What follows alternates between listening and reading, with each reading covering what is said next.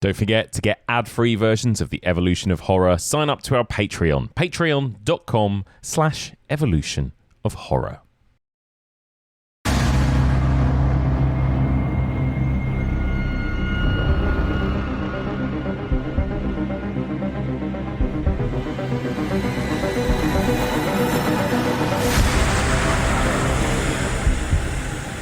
Welcome back to The Evolution of Horror. Hi everyone, it's been a while. I'm Mike Munter, your host, and we are bringing you a little surprise mini-series here on The Evolution of Horror. 8 episodes across the next 8 weeks to celebrate the release of the Evolution of Horror book, which is out in UK bookstores right now. The Evolution of Horror, a terrifying guide to horror movie history from Welbeck Publishing, a beautiful hardback, fully illustrated book based on the podcast, of course, where we are looking at the history of horror across 8 chapters. Each of the chapters is based on one of the first 8 seasons of the podcast, and I thought it would be fun to tie in with the release of the book to bring you guys a little, I guess, a kind of EOH retrospective, an EOH rewind in a way. People often get in touch with me and say, you know, I'd love to hear you go back and redo the slashers or talk about slashers and how they've changed since you recorded the season. The same with ghost stories, the same with folk horror. So that's what we're going to do. Over the next 8 weeks, we are going to spend one episode on each subgenre: slashers, ghosts, folk horror, zombie movies, occult horror, mind and body horror, alien and cosmic horror, and vampires. I'm going to be joined by a different guest each week, and we are going to be bringing you a kind of broad overview, a conversation about each of those subgenres, what we love about them, why I wanted to explore them in the podcast, and then, of course, in the book. And we'll talk a little bit about recent movies from each subgenre that weren't covered in the original seasons all those years ago. So, this week, for part 1 of our retrospective, we're talking slashers. The last time I talked about slasher movies on the main podcast was 2017. It's been nearly a whole decade. A lot's changed in the slasher subgenre since then, so I thought it would be really fun to revisit. And I am joined this week to discuss slashers by somebody who I didn't even know when I was recording season 1 of this podcast, but she is, of course, one of the most authoritative voices on slashers. In fact, you know, she goes by the name Final Girl, and she has done for 20 years now, one of the OG horror bloggers. She is also my co-host on our Twin Peaks podcast, The Detective and the Log Lady, a regular guest here on Evolution of Horror, and host of the brilliant Final Girl After Dark podcast. It's Stacie Ponder. Hello, Stacie. Oh, Mike, it is it? Hello. Welcome back, Stacie, to the podcast. This is very exciting because I talked about slashers on this podcast years and years and years ago. It was the very first series I ever did of this podcast, before we even knew each other. So I was like, I can't miss out on this opportunity to talk about slasher movies with Stacie Ponder for the first time, you know? Oh, that is an honor, honestly. And it's so weird to me that there was a time where we didn't know each other. It's like we've always known each other. Yeah. You've always been the caretaker, you know? Yeah. Oh, yeah. But yeah, it's very exciting. So I've got a book that's out. It's out today in the UK. It's going to be out in the US at the end of the month, 28th of July. And I thought, what better time to go back and revisit some of the subgenres covered across the book, Stacie, you know? First of all, congratulations. That's thank really you. Amazing. But on a more practical note, I would love to know how you do it. Because I'm like, oh, well, I answered an email today. Whew, what a day. And you're like, here's my book. Here's my 50 podcasts. Also, I'm appearing in every city in England simultaneously. Here's a game. Here's like, is this like your British genes, your imperialistic genes? Exactly, yeah. I'm like, come on, lads, I want more. I'm going to take over every medium I is. I think it must be. I don't know. I think it's because now that this podcast, and I'm in a very lucky position, but it's kind of become my career. And with that comes a lot of anxiety as well, right? Because you love this thing that you've created, you want to nurture it, but you also want to, keep your audience. You want people to carry on listening. You want new people to come and listen. There's nothing like the constant risk of poverty, Stacie, at any given moment to really inspire my ambitions, I wonder how that doesn't work for me. Yeah.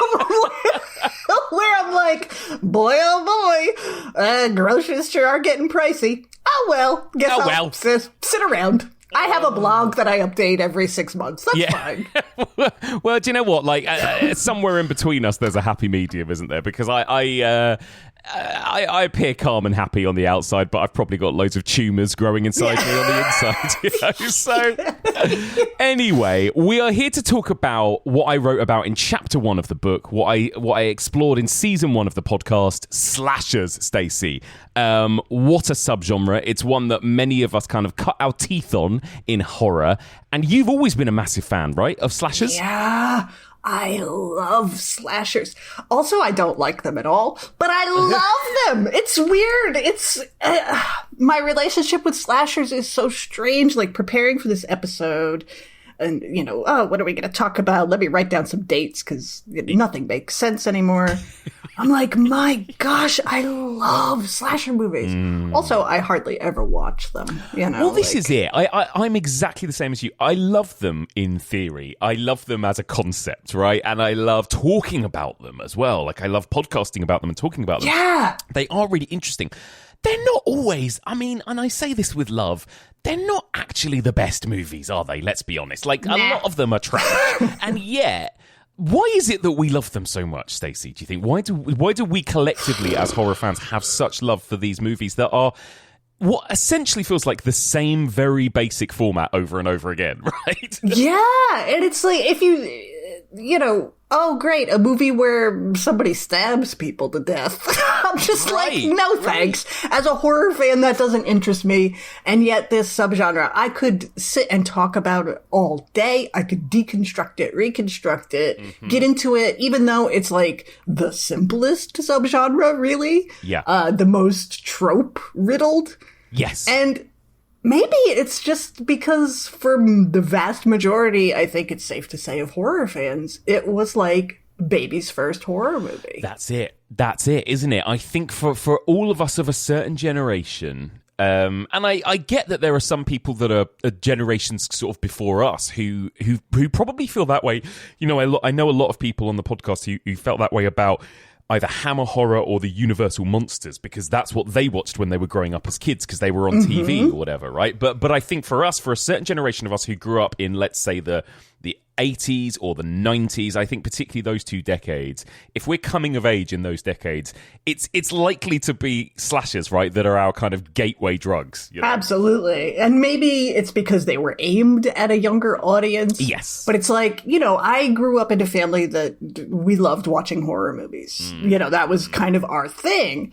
And so I did grow up with like all the Christopher Lee Dracula movies and all the Hammer movies and all of that, but they didn't feel like mine. Right. And then slashers came along and it was like, oh, these are my horror movies. This is about me. This is for me. And so I guess it's sort of like my theory, and maybe this is not at all unique, but when I think about sexual fetishes, Mike, which happens often. Yeah. Oh, here she goes. Here she goes. Yeah. Well, it's like, why does Quentin Tarantino love feet so much? Right. Thoughts that no one should have, right? But I feel like there's a correlation between, like, baby's first boner. Right. And whatever turns someone on as an adult. Yeah. Perhaps Quentin Tarantino saw his mother's friend's feet, and the next thing you know... There we go. There it is. There we go. Yeah. And so I think it's somehow equivalent to that. I agree. I think there is so much power in nostalgia when it comes to slashers, right? Yeah. Like we'll talk about it as we go, because we're going to sort of talk through the evolution of this subgenre. But I think everything that's come out virtually from Scream onwards in terms of slasher movies, has been about nostalgia for the 70s and 80s rather than establishing something new, you know? Like, it's so much about a particular time period. And again, if you grew up in that time period, that's everything to you, isn't it, you know? Sure. And it's you know, the ones that are hailed nowadays are definitely like, oh, it feels like a throwback to the era. Yeah. Or something like It Follows, if you want to call that a kind of supernatural slasher movie or whatever. Yeah. One of the big selling points for that was the score. Yeah. Which was like, oh, this feels like a John Carpenter movie. Exactly. You know? Exactly. Yeah.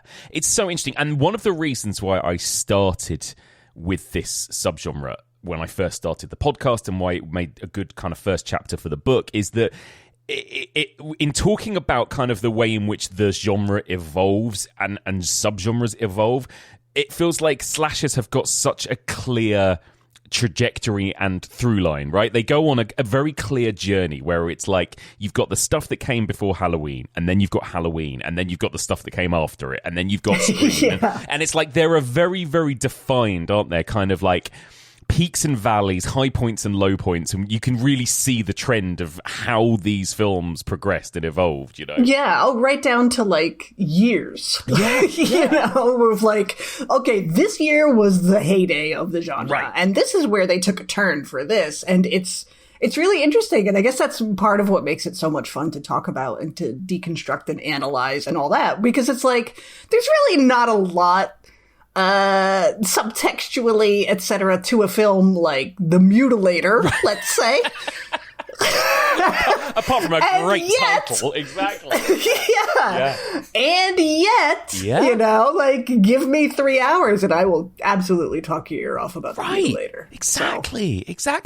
I think that is really interesting. And, you know, I think there are movies that are absolutely considered quintessential slashers, and then there are movies that I think are more... You could debate whether or not they technically count as slashers. Do you have in your head, Stacie, like a fixed kind of definition, or does a slasher movie have to have certain elements, certain tropes in order to make it a slasher movie for you? I think it's, for me, there's sort of like, God, it doesn't feel problematic to say that there's like almost like a purity test for a slasher, because they are... like, the pure, stereotypical core slasher movies are so formulaic that you can break them down into, like, a checklist of items. 100%. And so for me, those are the slasher movies. And then there's permutations, and even some of the ones that we consider classic slasher movies deviate from those norms to an extent. Yeah. But it's something that I kind of love about the genre, is that I can be like, okay, so here's what the killer has to be. You know, here's what the title of the film has to be. Here's the locations. Here's the weapons. Here's some of the stock characters. And you just, like, Mad Libs it all into a movie. It's incredible. Because I agreed. And I'm the same as you. I think I am a bit of a purist about how I would define a slasher. And there are certain movies that I did not include, for example, in my slasher season, that a lot of people were like, why didn't you include this? And to me, I was like, that's not a slasher. So, for example, Candyman, right? I think that's a really interesting one. Like, a lot of people said to me, how come you missed out Candyman in your slasher series? And to me... and I understand, and I'm not saying I'm right, and everyone's got their own interpretation. Obviously, it is about a guy with a hook for a hand who kills people. But other than that, to me, it doesn't tick any of the slashery tropes, because I think about teenagers, I think about, I don't know, like young people focused, and a body count kind of structure, a kind of element on going essentially almost from like kill to kill in a kind of... and then there were none, Agatha Christie style way. And it's almost like Candyman has got more going on for me than most slashers have, and therefore I kind of almost don't, and maybe that's just snobbery on my part, but I kind of think of Candyman, for example, as something other than a typical traditional slasher, you know? Yeah, absolutely. Like, I could, if you were gonna write a list of like 1,000 slasher movies, I might include it, but that's interesting in that it can contain so many of the sort of tropey elements, of the subgenre and yet still not qualify. Yeah, I think so. Whereas it follows, which, as you mentioned, like that technically isn't about a slasher killer. Right. And yet for me, that has the vibe of a slasher movie more. Like that one I actually did include in my slasher series. And I think it's got something to do with those John Carpenter-esque visuals, the soundtrack, the focus on teens and teen sex and teen sins, I suppose, and the final girl, Micah Monroe, and just the way that movie is formatted and structured, and the monster coming after them all and killing them one by one. That feels to me more like a slasher film, even though there's technically not a slasher killer in it, you know? Yeah. So I think it's like a weird definition in my head, but it's like, for me, it's a very specific set of tropes. Yeah. Yeah. Oh, same thing with like the Final Destination movies. I think you could argue that those are slasher movies. 100%. Yeah. They are slashers through and through, aren't they? 100%. Yeah. Because again, you've got that body count structure, you've got the young characters. It's like, I think for me, like, young characters is a big part of it, actually. Like, when I was thinking about it, I think, like we talked about, we got into these movies when we were young. They're very much marketed at a young demographic, right? And they are, the stories are pretty threadbare. Like, it's usually about, like, oh, who are you going to take to the dance tonight? Or, I forgot my math book. Or whatever, right? Yeah. It's like the dialogue and the story involved with the teens is usually pretty thin and flimsy, but it's like teenage problems, right? It's teenage stories about teenage problems. Yes, you know? yeah. And when you see one where actually the cast is composed of like adults living adult lives, it feels a little refreshing, but it also feels kind of strange because then it seems to veer into something else. But again, that could just be my sort of puritanical mind when it comes to slashers, because it ultimately, you know, looking at something like Final Destination, etc., it all becomes like the legalities involving like obscenity, which is just, I know it when I see it. Absolutely, yeah. And of course, you know, it goes without saying, but slashings, right? Or kills. I think kills are tentpoles and important in slasher movies. And that feels like really obvious thing to say, but, you know, you look at other horror subgenres like ghost stories or even folk horror, they don't necessarily rely on like a body count, or psychological movies or procedural police movies or whatever. Like, they're not the same as a slasher movie or a film like Final Destination, Friday the 13th, Halloween, where we're almost using like the body count as like punctuation marks, as chapter markers throughout the story, you know? Yeah. Yeah, it's partially body counts, it's partially like kills get more and more outrageous even within the same series. Like something like Friday the 13th, I think. Friday the 13th itself is a perfect overview of the slasher genre. Like, you don't need anything else but Friday the 13th to completely analyze the genre and where it started and where it went, and what it's all about, how it evolved. Completely. But you look at something like Sleepaway Camp, where, you know, Angela killed people with curling irons and beehives and garbage trucks and like all kinds of stuff. Yeah. So good. But also, like, you know, over on Patreon, for people who haven't heard, Stacie and I have been suffering through the Paranormal Activity movies. And we were talking about how these movies feel so, as well as being quite dull, the later sequels, they're also so sanitized, aren't they? And slasher movies, in comparison, even at their worst, at least, as I think you mentioned, Stacie, like, at least the Friday the 13th sequels are trying to do something subversive. And a Sleepaway Camp is a brilliant example of a movie that is like, it's kind of a little bit clunky and a bit problematic these days, but at least it's doing something weird and subversive, and it makes it interesting, I think. Oh, absolutely. These are the movies that, like, make normies feel like every horror fan is a complete degenerate. You know what I mean? These are the ones, like Silent Night, Deadly Night is the one that had Mickey Rooney writing letters to like politicians about how we need to ban the movie. And then, of course, he would go on to star in Silent Night, Deadly Night Part 5, proving that there's nothing a little money can't cure. But these are the ones, because it's just, you know, they're the image of like naked women getting chopped up into bits. 100%. And but that's the other really interesting thing about slashers, right? Is that it kind of has its cake and eats it, because there is a bit of a puritanical message behind these movies often, right? It's often like kids have sinned in some way and then they are being punished for it. And maybe it's something literally as simple as they've had sex or they've done drugs or whatever. Or maybe it's something bigger, like these teens have like committed a crime and they've had to cover it up, like prom night, like I Know What You Did Last Summer, like there's some sort of inciting incident, right? Yes. Or the kids, the camp counselors that weren't paying attention and let little Jason drown or whatever. So there's always this feeling, isn't there, of like, even though it's showing you, you know, tits and gore and everything, it's also kind of at the same time playing to more of a wider, almost more of a conservative audience at the same time, isn't it? Because it has a kind of punishment element. Absolutely. It's like the people who think that The Exorcist is all about, you know, whatever, devil worship, and you show the devil, and it's like, actually, The Exorcist is a really sort of examination of faith and how we should all have faith and God wins and all that. Exactly. You know? Yeah, I think it was a movie that was like endorsed by the Catholic Church in the end, right? The Exorcist. Yeah. So yeah. And I think, you know, Friday the 13th and movies like that sort of play into that too, don't they? Oh, sure. Yeah. Well, that's the big thing, is like, you have sex, you die. You know, these movies are really, I think partially that's why they appeal also to the LGBT crowd.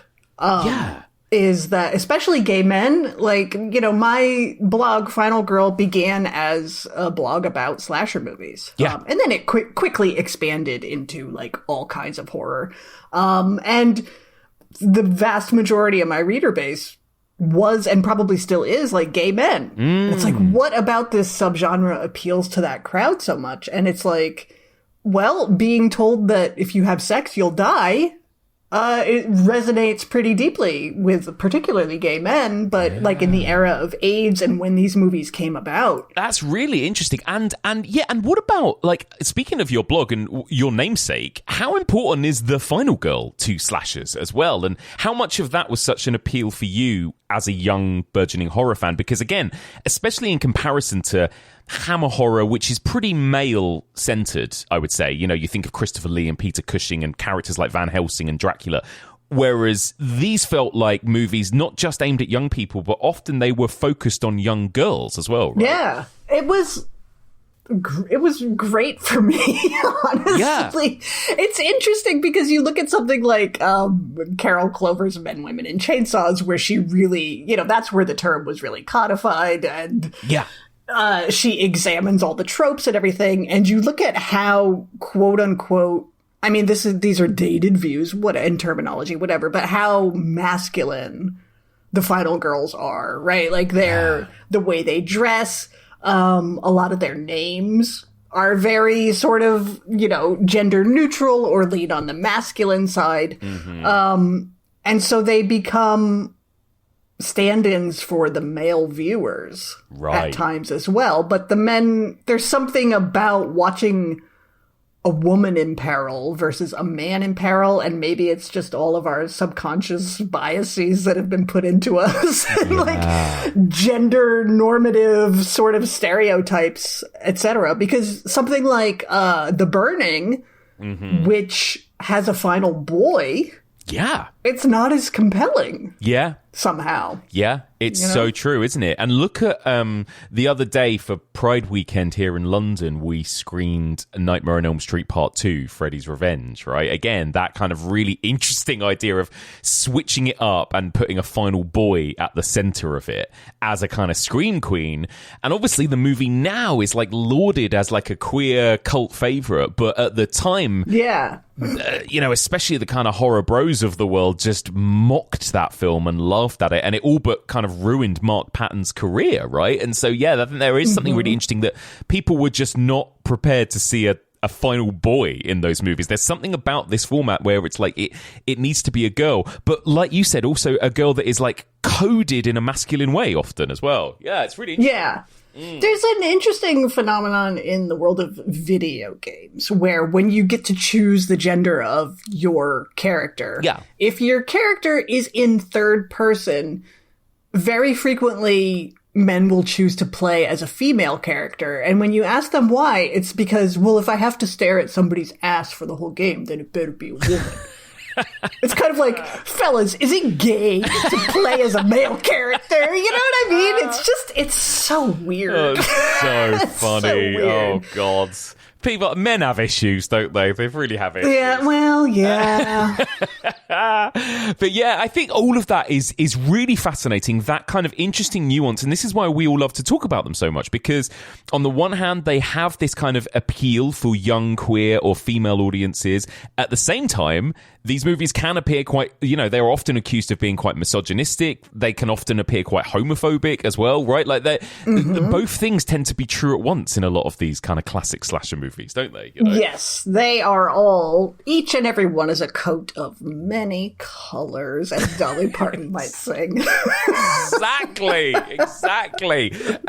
So Halloween obviously is like chapter one, isn't it? I mean, I feel like we'll talk about Friday the 13th as well, but I feel like without Halloween, this subgenre wouldn't have existed, right? It feels like it kind of set the template. Yes. Oh, absolutely. I mean, you can argue like it's not the first and, whatever, but it is the film that sort of burst open the dam and brought slashers to mainstream audiences and was a blockbuster hit and set a template for, the films to follow. Yeah. Including Friday the 13th. Exactly. It kind of gives you everything. And I think, maybe and it designs some of the tropes. And I think Deborah Hill and John Carpenter probably designed some of those tropes unintentionally, right? And then Friday the 13th took them and made them tropes almost. But yes. there is a kind of purity to Halloween, I think, isn't there? Like there is no set agenda.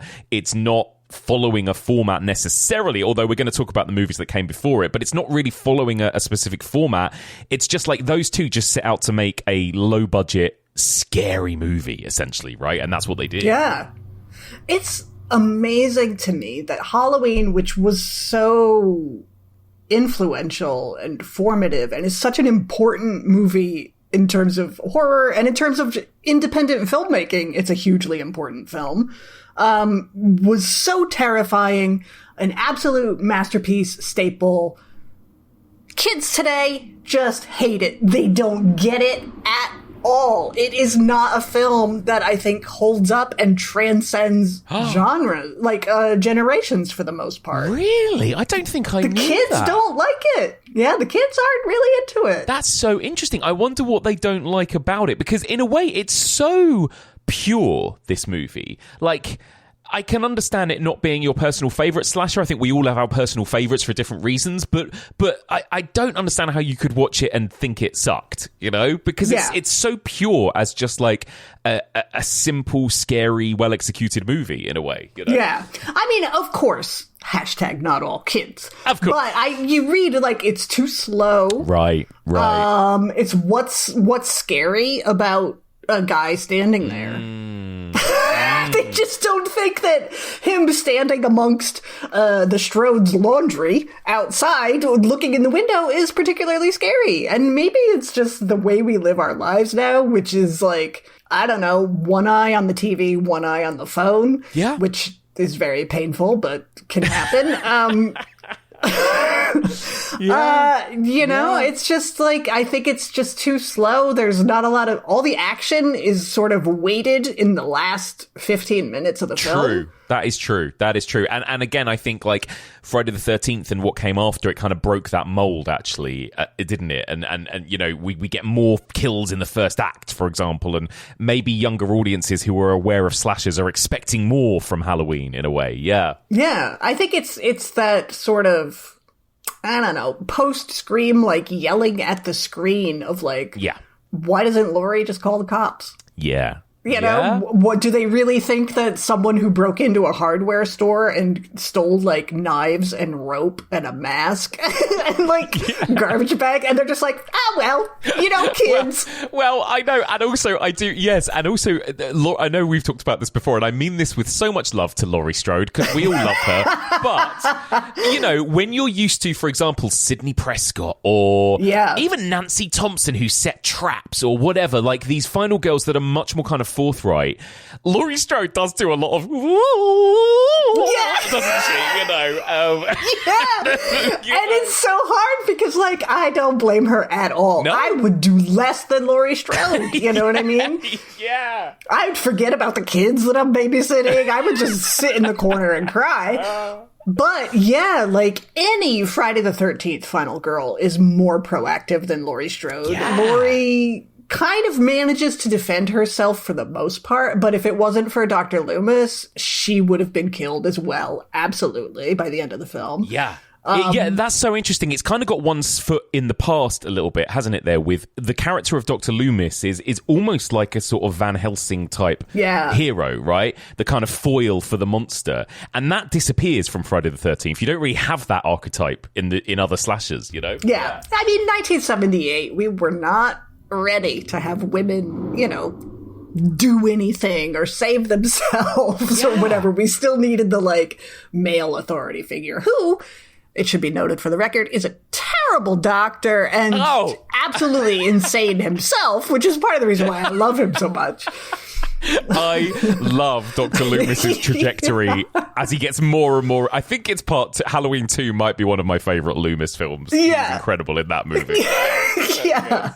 But he does save the day, you know, at least in one regard. So, yeah. And yet, on the other hand, you know, ask anybody on the street to name a final girl, they're probably going to name Laurie Strode. Completely. And she's incredible and she's so watchable in that movie. And maybe because she's so scared, you feel scared watching it, you know? Like, right. She feels like you said, that's how any of us would actually be, right? She feels like a genuine 17-year-old girl, as opposed to an action heroine or whatever, you know? Yeah. Well, I think it's odd to me that she's not more maligned. I think part of that is because it's Jamie Lee Curtis, who quickly went on to become a beloved horror icon. Yeah. But characters like that who are actually scared at all the horror that's happening are often pretty maligned by audiences. Yeah. You know, it makes me think of Barbara from A Night of the Living Dead, who in the original film, people hate Barbara because she's like, holy fucking shit, I saw some guy eat my brother. Yeah. And now I'm scared and catatonic. And so, you know, Tom Savini made his remake of Night of the Living Dead and purposefully course corrected and turned Barbara into, like, I love that Barbara as well, but she's like Rambo. Yeah, she is. She is. She goes full the opposite extreme, doesn't she? Yeah. Yeah. So I think audiences get a little contemptuous of the character who is helpless and doesn't do anything and cries, because honestly, that's who we would mostly all be in that situation. Well, I mean, we've talked about it before together, Stacey, but don't get us started on Heather Donahue, right? And the vitriol towards her as a character. Because, guess what? You would be fucking terrified and screaming and crying in the woods if you were in that situation, right? And yes. Yeah. Yeah. You know what? It's Mark Wahlberg saying, well, if I was on the plane, 9/11 never would have happened. And it's like, okay, sure. Sure, well, Mark. Absolutely, sir. Yes. You know? But let's talk about what happened before Halloween. Because obviously Halloween, it started it all in a lot of ways, but it didn't happen in a vacuum, did it? That Halloween feels like it is drawing upon a lot of different things from different types of movies that came before it. And you can go all the way back to kind of early horror in the early 20th century, movies from the sort of 20s, 30s, and 40s. And while the slasher didn't exist in its pure form at that stage, you can see movies that might provide the seeds of where we end up. Films like The Cabinet of Dr. Caligari, which is about a killer human with a knife rather than a monster. You know, movies like The Spiral Staircase and some of those kind of thrillers from the 30s and 40s about kind of a woman alone in the house and there's a stalker lurking outside, or an escaped mental patient or a psychopath on the loose, you know. It feels like they very much kind of provide the seeds for what was to come. Yes. Oh, yeah. It's fun to watch something and be like, wow, this feels like a pre-slasher movie out of nowhere. Even though it might not really have any of the tropes or something, you can kind of, besides like a knife or a killer who you don't see his face until the end of the movie or whatever. But when you can, again, you can just sort of feel it. You can feel like, oh, there's a line to be drawn between this and the Mutilator. Yeah, I think so. And I think often with like those older movies, I wonder if it again comes back down to that idea of like putting a woman at the front and center of some of those stories too. You know, like in the 1940s, there was that era of cinema, of Hollywood cinema, known as like women's pictures, quote unquote, right? Yeah. And it's because it was like during the war. So traditionally, this meant the men were off fighting and doing something else. And so instead, there were like a run of movies aimed at female audiences that were about women in domestic settings. And it was like a woman is in the house and there's a prowler outside, or, you know, Gaslight, or, you know, Spiral Staircase, all those sorts of films. And I think they have like the seeds of what we would come to see when we get to movies like When a Stranger Calls or Halloween, and it's like a girl alone in a house. Yes, know? Women were watching movies and women were playing baseball. Yeah. You know, what a time it was. Yeah. The war. What a time. Take us back. Yeah, I know. I think all of that's really interesting. And then obviously, like, I guess like the big banner year in a way in terms of like pre-Halloween is 1960. Right. Because you've got the double bill of Psycho and Peeping Tom that came out in the same year. And these two movies were like game changers, right? Oh, man. Imagine existing at that point and just like going to the movies and seeing Psycho. Oh. You know, like it's hard these days to think of a time when movies like Psycho weren't made. Yeah. You know what I mean? And what a watershed moment that is. And I guess maybe like The Exorcist is another one, Yeah. but it's just, there was a time before Psycho. Yeah. And then Janet Leigh got stabbed to death in the shower. You know? Right. And, you know, Jamie Lee Curtis's mother as well, right? There's like a weird thing there going on that's so interesting. But yeah, Psycho, I mean, that's it, isn't it? And I think also, I guess this is another big, and we talked about Laurie Strode, we didn't really talk that much about Michael Myers, but obviously the fascination with serial killers is such a thing in our world. And I guess that kind of started around this time of Psycho, didn't it? Because you had Ed Gein around that time. And I think there was this sudden realization, and then you see that reflected in movies like Psycho and Peeping Tom, where it's like, oh, these like normal-looking, good-looking, polite, quiet men could be doing unspeakable things without us knowing about it, right? And I think like that became something that we're still kind of obsessed with to this day, right? True crime and serial killers and all of that. Oh, true crime is as popular as ever, you know? And it's people have been fascinated. I mean, look at Jack the Ripper, you know? Like, this goes back hundreds of years at this point that people have been committing atrocities, and the rest of us find it fascinating of sort of like, what's the difference between that person and me? Yeah. Where I'm not going to do that, but what makes them do it? You know, that sort of lurid aspect. And then for it to be like, oh, it's not a monster lurking in the sewers. It's that nice boy who is at the front desk at the hotel. Yeah. It's your next door neighbor.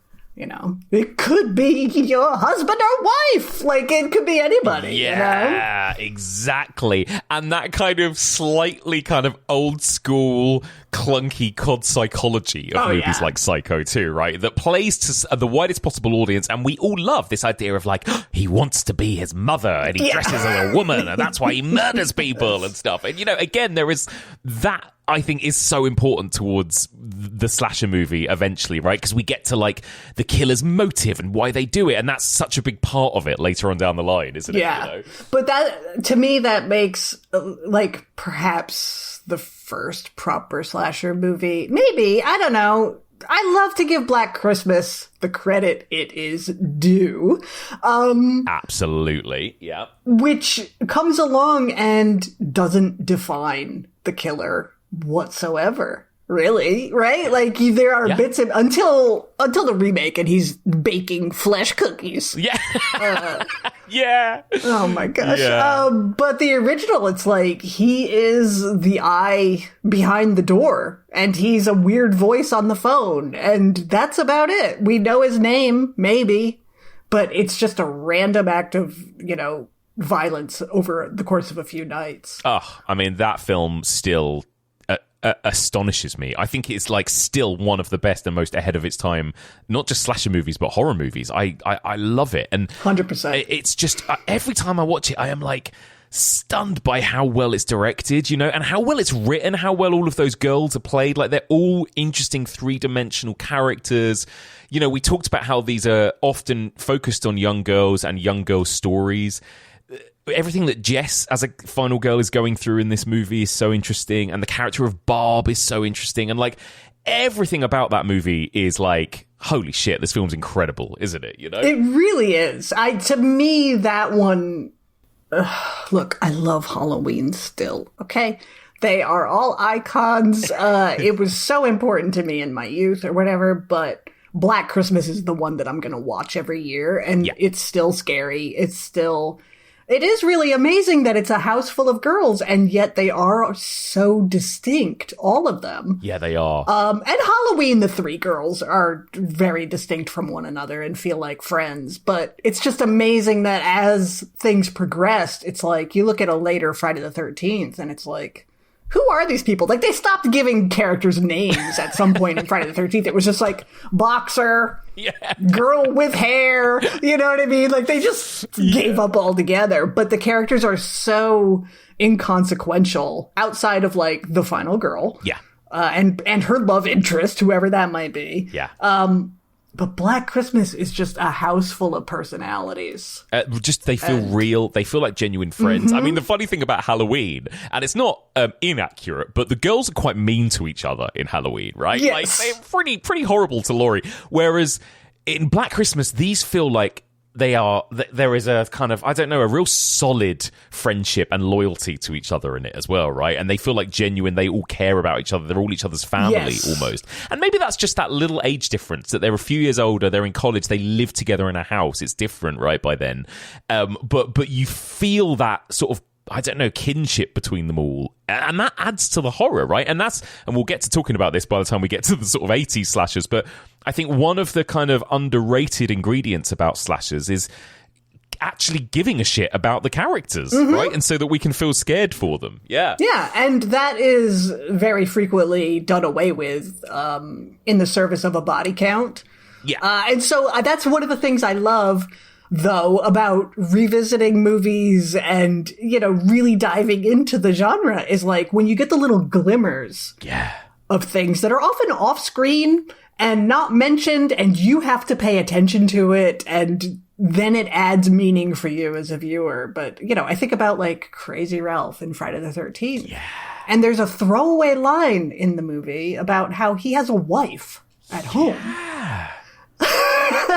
Things like that point, like, you know, it's not, we don't ever meet her, we don't know her name, whatever, but it just points to a bigger world where it's like, somebody out there loved Crazy Ralph. Exactly. And got a phone call that he was murdered. Exactly. And I think that is it. I think up until the sort of the 80s, like we have to care about Laurie Strode and Annie and Linda in order to care about that, like, in order to feel the fear when they're being stalked and they're about to be killed. Again, goes back to Psycho. It's part of what makes that shower scene so shocking, not just because it's so unexpected if you don't know it's coming and it happens a third of the way into the movie, but also we've been following, you know, this character and what she's been going through, Janet Leigh's character, and she's stolen the money and she's running away and she's got the police coming after her and she's driving through the rain, and is she going to get caught? And you are so caught up in the stakes of what you think that story is going to be. And it makes it all the more terrifying when it's like, holy shit, now she's dead, you know, and it suddenly feels like now anything could happen at this point, right? Yeah. It's like Psycho is almost, I don't know, underappreciated feels like the wrong word, but I think it's almost taken for granted at this point. Yeah. Maybe because Norman is so iconic, and like, here he is in his outfit and here he is stabbing her in the shower. But yeah, like the way that movie pulls the rug out from under the audience and everything, because we have the main character, and then it's like, you're only the main character in your own story. Right. You know what I mean? Exactly. It's so brilliant and perfect, isn't it? And I think, again, that is like a perfect example of like, caring about these characters before you brutally kill them off makes it so much, it packs a punch so much more in these slasher films, I think. Yeah. Well, and you know, later films with like the bigger body counts, it's like we remember the kills. Yeah. But we don't remember the characters. Like, you're gonna remember the woman in Friday the 13th part. Was it Jason X? The one who's, you know, cryogenically frozen and then smashed into bits. Yeah. You remember that, but what's her name? Exactly. What was she doing there? Who knows? But, you know, you're going to remember Annie, Linda, and Laurie. Right.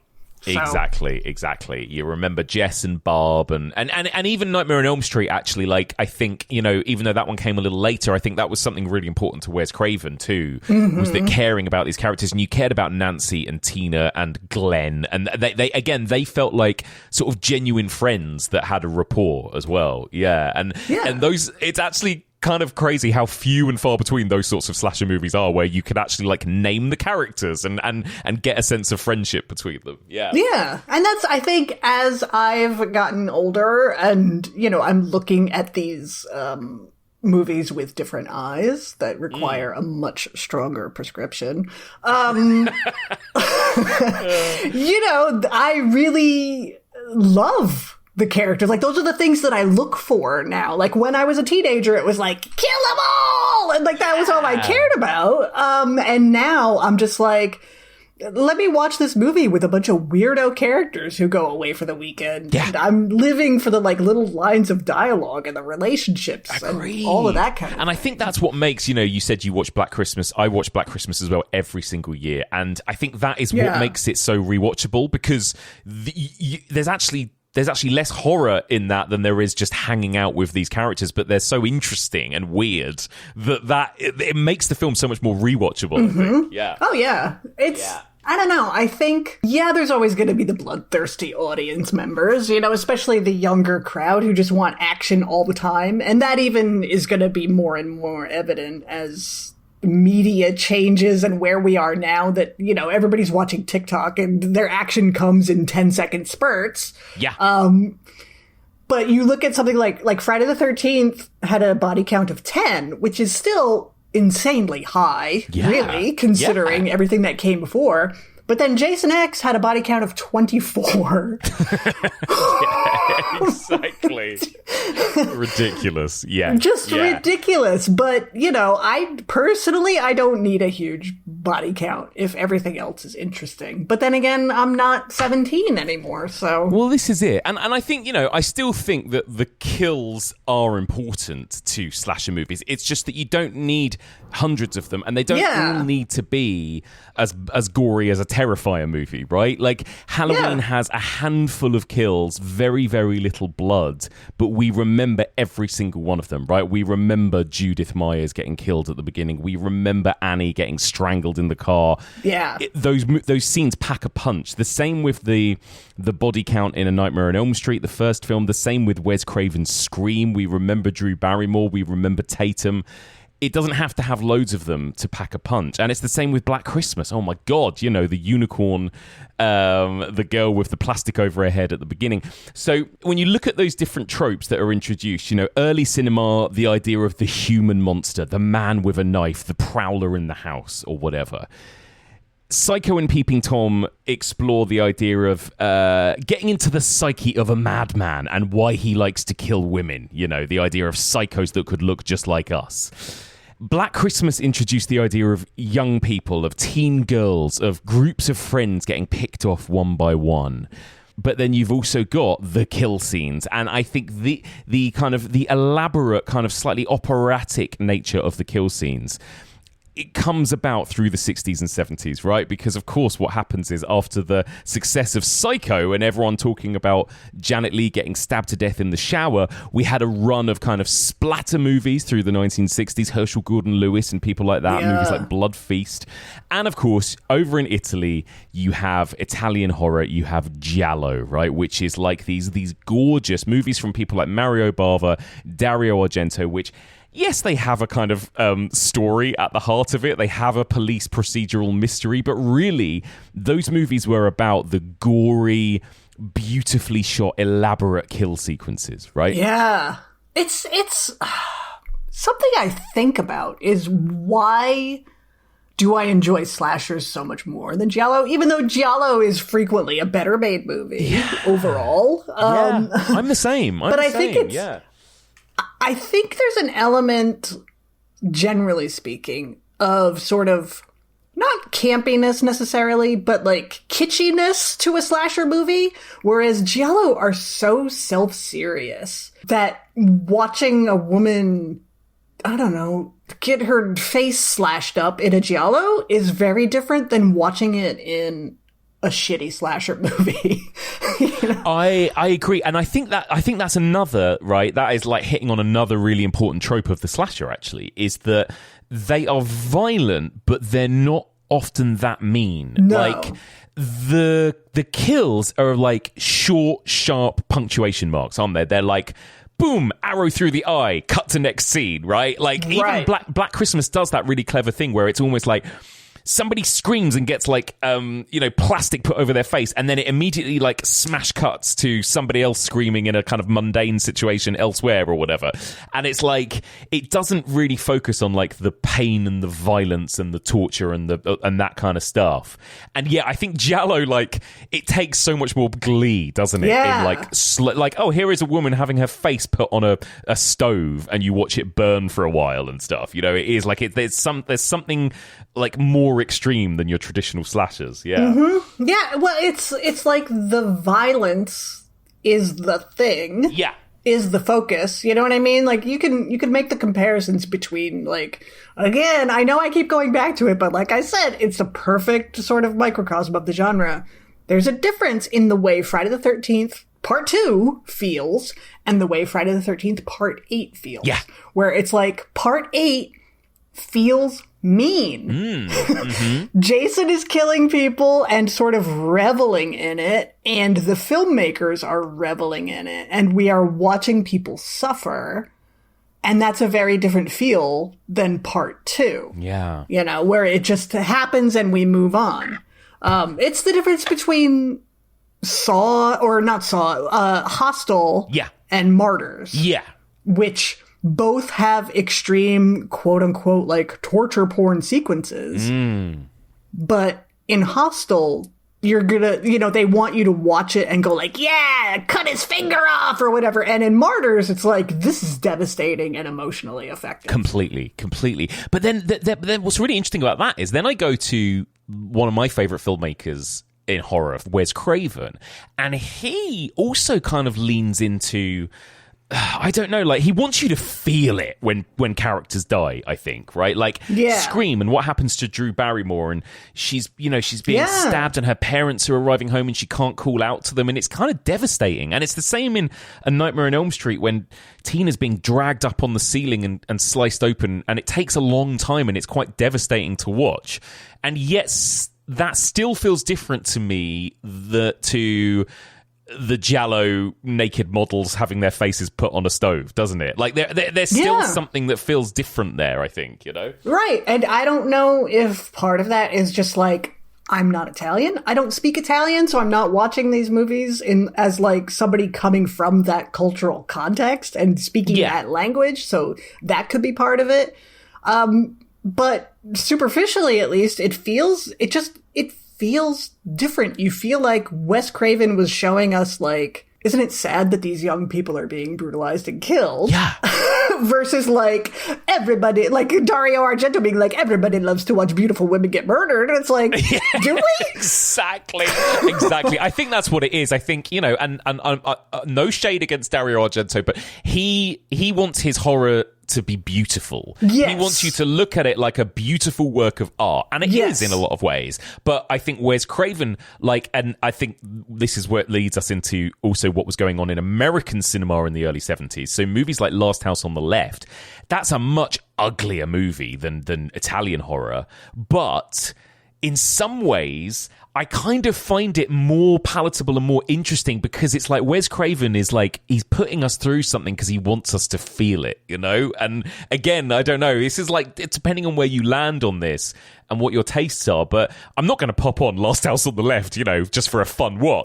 But I think at least it feels like it's doing what it's doing for a reason, you know? Yeah, it's like violence as spectacle versus violence as man's inhumanity to man. Yeah. You know, and they could have the exact same set pieces almost, but coming at it from a contextually different place is going to make it land differently. The women in a Dario Argento movie are just a piece of the puzzle. They're not like people. Yeah. For the most part, you know what I mean? Yeah. And somebody like Wes Craven, who's really one of our most empathetic horror filmmakers, I think. Yeah. Yeah. Sees his characters as people. Yeah. And so we're going to feel something when they die. Whereas in Dario Argento, you're going to be like, oh my God, that lady fell into a room full of razor wire. Wowzy, wow. Right, exactly. So again, like that wave of 70s pre-Halloween American kind of exploitation movies. Again, these are kind of slasher adjacent, but they're still not quite the same, are they? I mean, Last House on the Left, I Spit on Your Grave, but also even, I don't know, the Texas Chainsaw Massacre is such an interesting one, isn't it? Because that's 1974.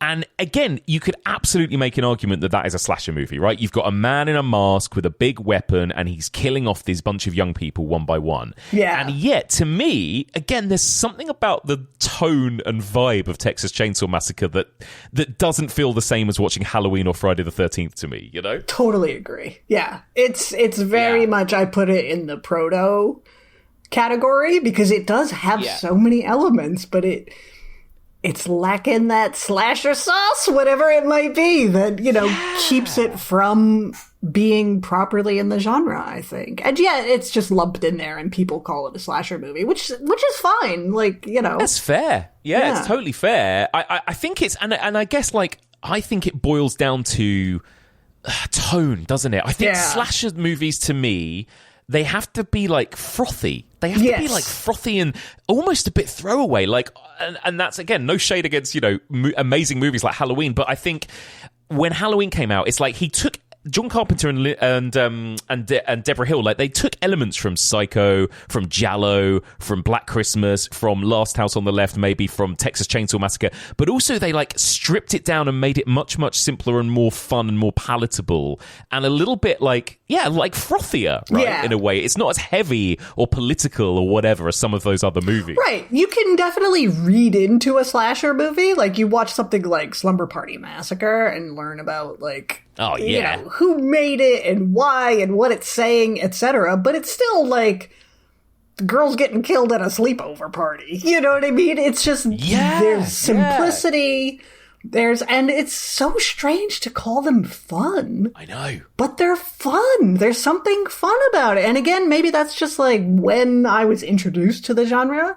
If I were a regular lady who watched my first slasher movie at age like 65 or something, I might not find them fun. I'd be like, why do you want to watch people get stabbed and smashed and killed with bees or whatever, you know? But yeah, completely. My parents, like boomer generation, were like, they did not understand why I loved slasher movies. They were like, these movies are shitty and they're mean and they're violent and they don't really have stories. They don't really have a sense of character. Like, why do you love watching all of these movis so much? And it's like, it's a good question, to be honest. You know? Absolutely. Yeah. Absolutely. But that's why they are so transgressive still, you know? Yeah. Because they are just, I don't know, calling them like degenerate, reprehensible movies is kind of a fair criticism. Like, as much as I love them. Yeah. It is sort of like, so you go to the movies and you watch a bunch of young people get stabbed to death.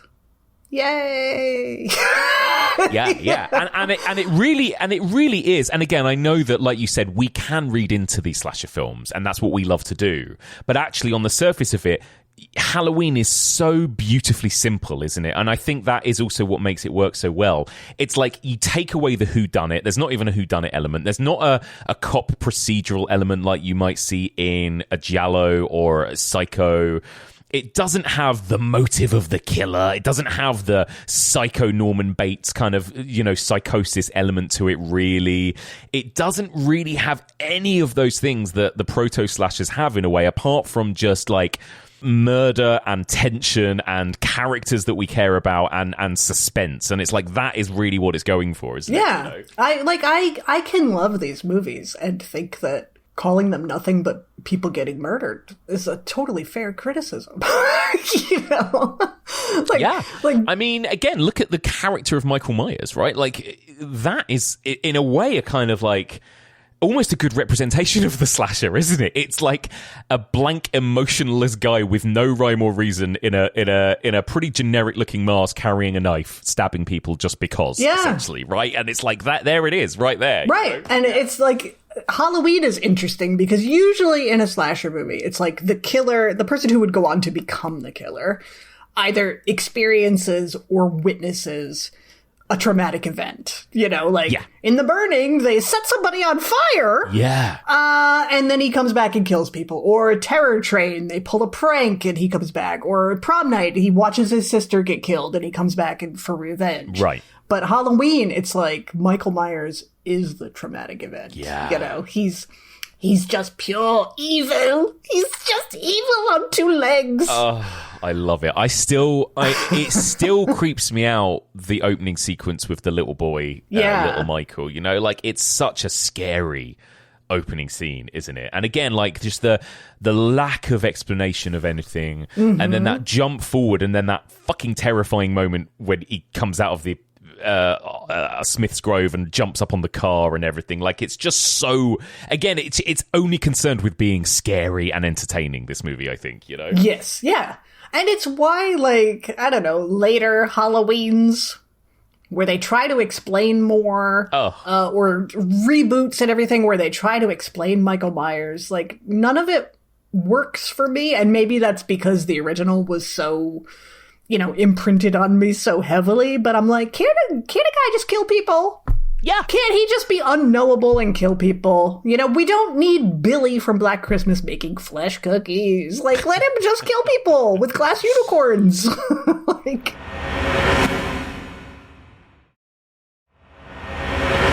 So obviously, like, Halloween instantly became like one of the biggest movies ever made, right? In terms of like profit and, to how cheap it was. And then we got like the slasher boom, right, of the early 80s. Friday the 13th, 1980. And then, oh my God, like literally almost hundreds of movies, right, between about 1980 and 1983. Is this your favorite? Is this the golden slasher era for you, do you think, Stacie? I think so. When I list out my favorites, they all come from that era. I have come to appreciate a lot of slashers that come after, much more than I ever did in my youth. Like, I definitely dropped off of the subgenre. There's only so many you can watch year after year, you know what I mean? But I have come to appreciate the weirdo outliers that were still doing something 6 years after the heyday. Yeah. You know what I mean? Exactly. But you could just take 1981 and probably still watch a slasher movie every day and watch some of the best slasher movies that have ever existed. There's a vibe to the early 80s slashers that we lose in the late 80s, I think. Like, there's something almost that feels dangerous about them to me, right? Like, they are cheap and scratchy, and they've almost got, I guess it coincided with the dawn of like home video and VHS, right? And so you were getting movies that were coming straight to VHS or were made on a super low budget and being released in kind of midnight grindhouse cinemas or whatever, and they had really kind of lurid poster art, and they, even the lamest ones, had like really provocative posters and titles that kind of made them scary before you'd even watched them, Oh, for sure. It felt like they were still underground, I think, in the early 80s. And like the ratings board hadn't caught on yet. And so even though like a later, I'll say it again, Friday the 13th, even though it might have had a higher body count, like it could have been triple the amount of kills, they were edited so much that the earlier entries are actually more violent, like more explicitly violent. Oh, yeah. There's, you'll actually, I mean, look at the stuff that Tom Savini was doing in that first movie, where you watch it now, and I watch it nowadays, and I'm still like, how did he do that? Oh my God. Even though I know how it works, like Kevin Bacon lying in bed and getting impaled through the neck with the arrow. It's kind of like, how did he do that? It's movie magic. And again, this is, and really it's Friday the 13th, right? Which is where that kind of trope comes into it that I guess we'd seen in like Giallo, which is like, it's all about the kills, right? It's all about the body count. Like, even the trailer for Friday the 13th, right, as you mentioned, it's like it lists the 10 kills. It's like it's a movie about the body count, right? And it's a movie about Tom Savini's makeup effect and the blood and the gore and how are they going to off people. And it has like the worst whodunit mystery at the center of it, because you don't even meet the killer until the end. But like it's like, it obviously it does have a plot, but really I feel like with Friday the 13th, this is where it's like, okay, this is why we're going to the movie theater now. We're going to watch these like scary kill sequences, you know? Oh, for sure. I mean, that movie was announced in Variety, trade publication, you know, when it was nothing but a title. They were already advertising it. So it was, you know, there's no high moralistic attempt. It was just purely money making and appealing to our basest sort of nature, which is why somebody like Betsy Palmer appearing in it was such a big deal, because, you know, she wasn't like A-list actress, but she, you know, she had been in movies with like Joan Crawford. Like, she was... Yeah. And then here she is in this absolute trash, which I love her for it, and I love her performance, but, you know. The movie steps up a notch when she enters, as far as I'm concerned. She's amazing. Yeah. So good. And again, you kind of forget, obviously, everyone, I mean, I know we all talk about this to death now, but, you know, everyone remembers that franchise for being the big hulking killer in the hockey mask, and it's like actually this middle-aged woman in a woolly sweater in that first movie, you know? I saw, and no offense if this person randomly happens to be listening, but they just released a teaser trailer for the Crystal Lake TV show that's going to come out. Yes. And I saw a comment about it that was like, oh, so this is kind of like a prequel. Is Jason going to be like a little kid who kills everybody? And it's like, wow, you have no idea what the first movie was about, do you? Like, you only know Jason in the hockey mask. And to some people, that is all they want from Friday the 13th. They just want to watch Jason killing people, right? And I get it, because that's what 99% of the movies are. But it's not there in that first movie, and I love the first movie all the more for it, actually. And the characters are quite sweet for the most part, aren't they? I do find that Friday the 13th movies have a kind of like sort of middle act issue for me, where it's like where you're watching them play Monopoly for ages. Like, I'm always a bit like, Monopoly, Mike. This is love that. Yeah, there's a kind of innocence to those early Friday the 13th, isn't there? Where we're just like watching these quite sweet camp counselors just hang out, really, you know? Yeah. See, that's what I mean when I say that, you know, watching them through my rapidly dwindling eyes. Those are the kind of things that I appreciate, whereas I'm sure when I saw that movie, like, as a teenager, I was like, like, sleeping through that part, you know what I mean? And now I'm like, oh, look at, Brenda's the gay one, right? Like, look at them playing Monopoly. I know that she's the gay one. Like, let me find out who's gay. Let me, you know, find out the little tidbits about everybody's family life. Yeah. You know, and it's like, Stacie, there's only so invested you can get in a Friday the 13th character. But... you know? Stacie, are a big fan of this franchise overall, right?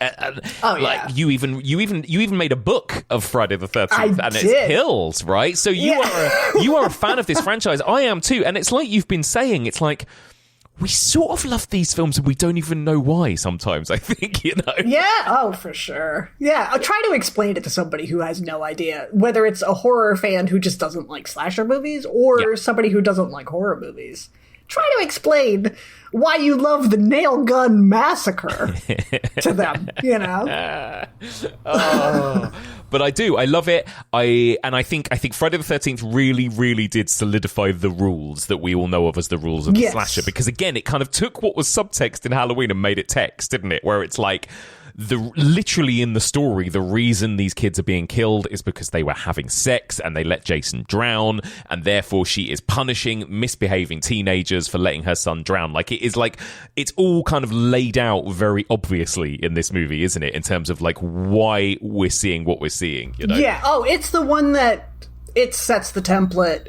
It checks all of the boxes. Yeah. You know, you've got the killer who, witnessed a traumatic event and is out for revenge.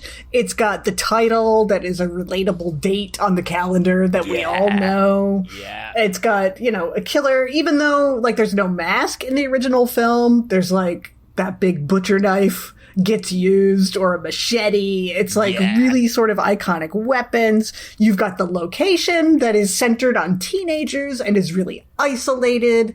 And that's a good reason why there's nobody else around. Yeah. You've got Crazy Ralph, the Cassandra figure, who, warns everybody away. You've got completely ineffective authority figures. Like, they call the cops, but the cops can't do anything or don't do anything. Like, they're just all but inept. It just checks all of the boxes. It does.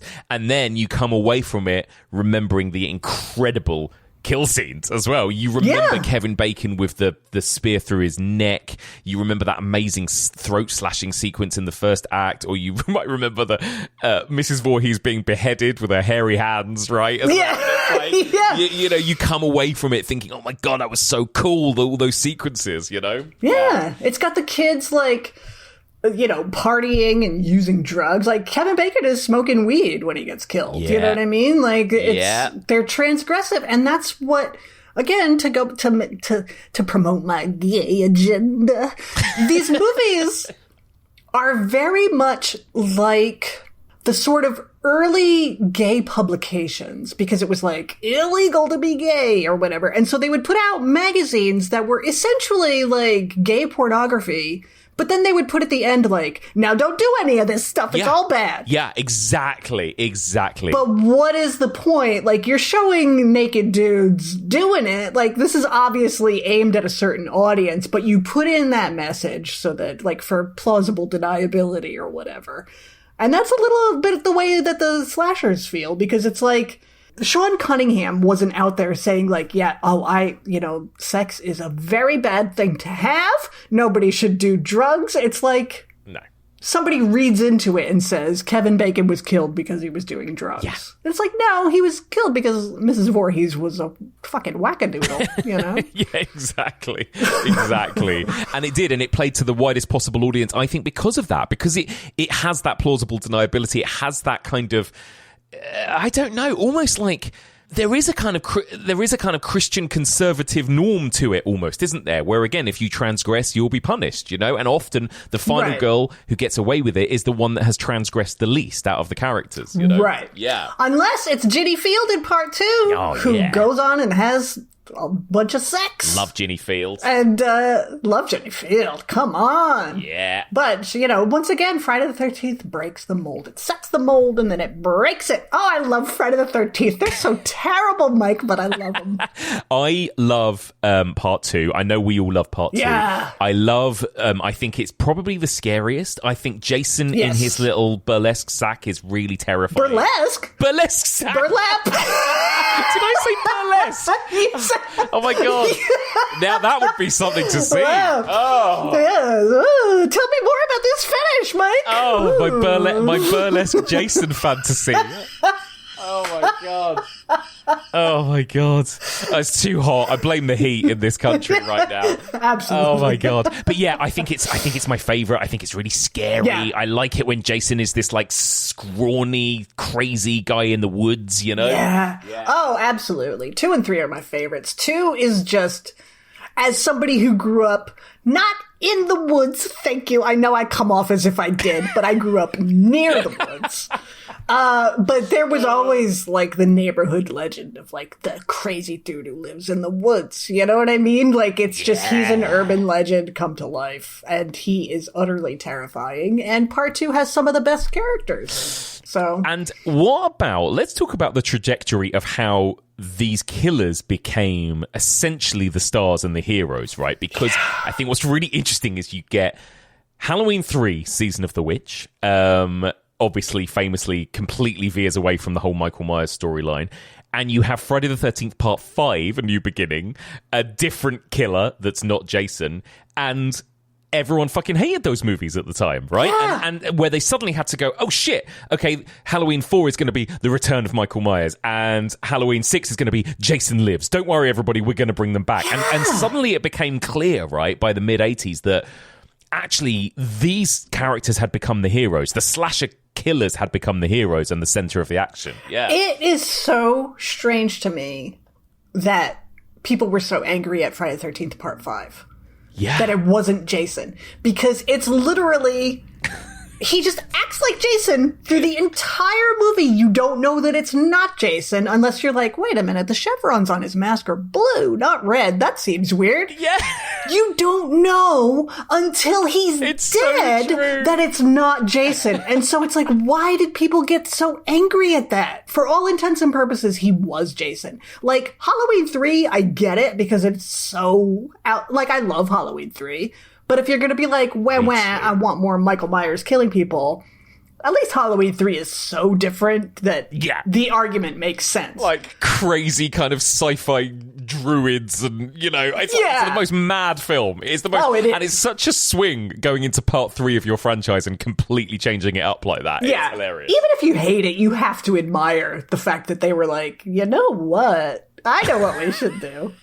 Because good. I mean that's so refreshing in the age of like, well, Paranormal Activity, where they just keep giving the same thing over and over and over. It's like Halloween 3 took some chances. It did.